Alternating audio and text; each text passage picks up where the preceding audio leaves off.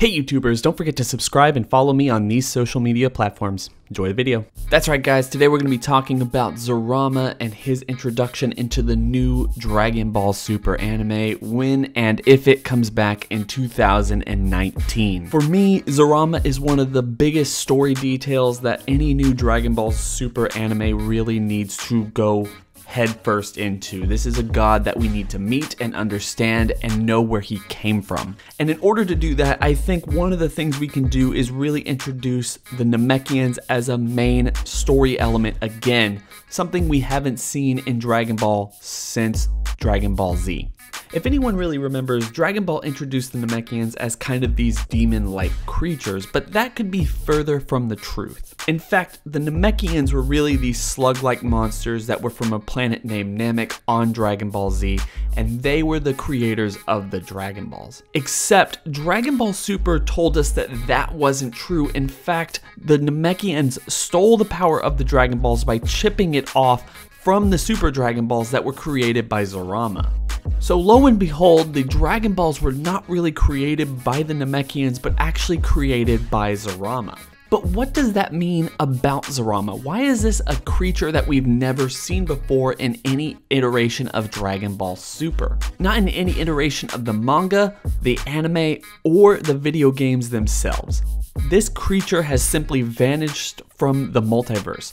And my question is, where did he go? And I think the simplest answer is the fact that he didn't go anywhere. In fact, he has been in front of us this entire time. Zarama is the Namekian people. Now let me explain why I think this makes sense. In the original Dragon Ball, we got to see footage of Piccolo Daimao actually birthing his sons in order to fight Goku and the rest of the Z fighters. While people like Tambourine were not officially Namekians, they were kind of imperfect Namekians, it did give us an indication of how the Namekians procreate. One of the things they made very clear as Dragon Ball went on into Dragon Ball Z is that the Namekian people procreate asexually. That means that there is no females in this race. In fact, every Namekian theoretically has the potential of actually birthing offspring from himself entirely. And the interesting thing about that in Dragon Ball Z was that Guru himself had to repopulate the entirety of the Namekian people after a devastating drought took out the entire planet. And because of this, we don't know a whole lot about the Namekian heritage or even its own history. Even Dragon Ball Super pointed this out pretty heavily as it showcased the concept of a Namekian book of legends that at that point we knew nothing about. So theoretically, there has been a substantial history with the Namekians that no Namekian living today is actually privy to. Not Piccolo, Dende, or anybody on New Namek. Another thing that the Namekians from Universe 7 told us is every single time a Namekian procreates, he loses a little bit of his own self. Guru lost a little bit of his power every single time he was recreating another Namekian in order to populate the planet. He wasn't as strong as he could have been. Piccolo Daimao kind of showed us the exact same thing, and obviously when Kami defused with Piccolo Daimao, that showed us the exact same thing. They lost a lot of their potential. Interestingly enough though, Dragon Ball Z actually introduced a method of fusion that can only be done by the Namekian people. When those Namekians actually fuse in this way, it creates such a massive power up that it's even hard for Dragon Ball power scalers to figure out exactly how much of a multiplier that actually is. Believe me that even though everything I've already said here seems rather scattered, I want you to know that this will come back in a major way. So with that being said, let's jump back into Dragon Ball Super, as it introduced the concept of further Namekians in Universe 6, Namekians that also had the ability to make the Dragon Balls.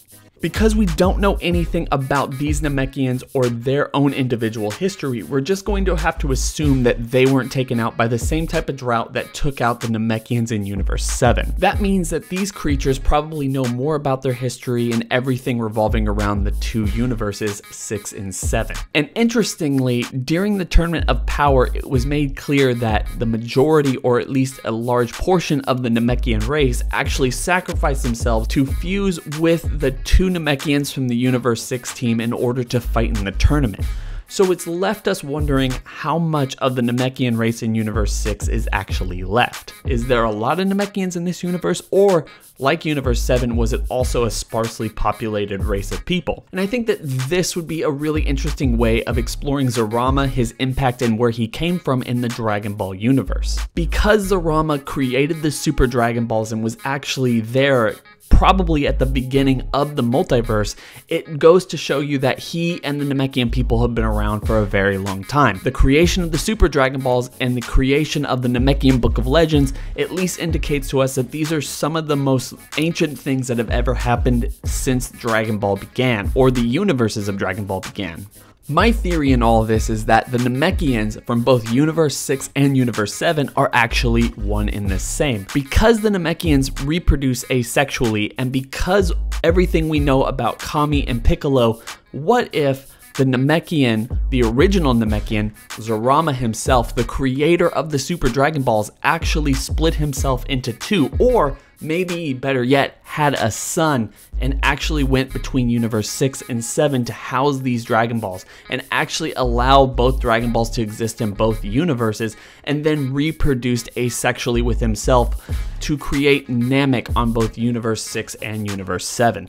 That way, every single time a Namekian births another Namekian, you have a little piece or creation of Zamasu. So my theory here is, what if Zarama isn't just simply a god who created the Super Dragon Balls and just simply left? What if Zarama was in front of us this entire time, through the very beginning of Dragon Ball? What if Zarama is the Namekian people? Imagine a god creating the Super Dragon Balls and then simply dividing himself into two, one good, one bad entity, or maybe just two good entities because he is a god, and then simply housing himself between Universe 6 and Universe 7 in order to protect the power of these Dragon Balls. Every single Namekian in every single universe would be able to reproduce asexually and start their own race. That way, every single Namekian that was in the Dragon Clan would be able to make Dragon Balls that had less power than the original 7 balls that were created by the original Namekian, Zarama. So in that way, every single Namekian that we've met in Dragon Ball Z, and Dragon Ball Super is actually a part of Zarama, just a child of him. This would go a long way in order to explain why Namekians, for whatever reason, can simply fuse with each other and create so much potential amongst themselves. This might be a little fan servicey, but what happens when Piccolo is just simply the last Namekian standing after some amazing occurrence, and he himself turns into Zarama? The last remaining Namekian turns back into the original god form. Whether he is as powerful as he was or not, that would be a great way to reintroduce Piccolo into the main fold of Dragon Ball Super. And I think a lot of fans would be really into that concept of Piccolo being somewhat of a god creature. So this is my thought. Maybe Zarama is actually the first Namekian, someone who separated himself between two universes after creating the most powerful items in the entire Dragon Ball multiverse. Guys, what are your thoughts on this? Do you like this idea? Do you want this to actually be part of any future Dragon Ball anime? And do you want to see this concept explored more, either by me or even just the creators of Dragon Ball?